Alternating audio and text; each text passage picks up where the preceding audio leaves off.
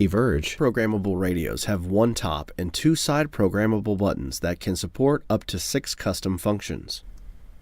The EVX 539 model includes 6 additional programmable buttons on the front keypad to support up to 12 custom functions. Here are some basic examples on how to use the buttons and keys.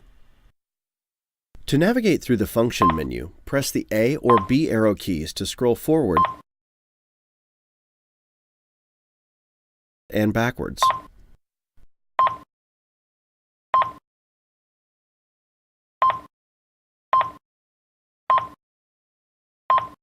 Press the D key to make a selection.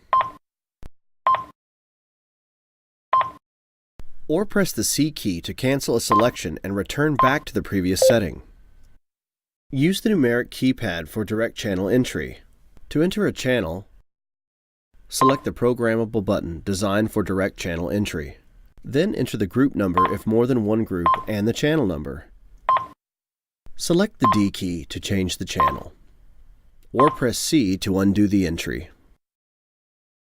The keypad and selector knobs can also be locked to prevent tampering with the radio or to prevent accidental key pressing in certain work environments.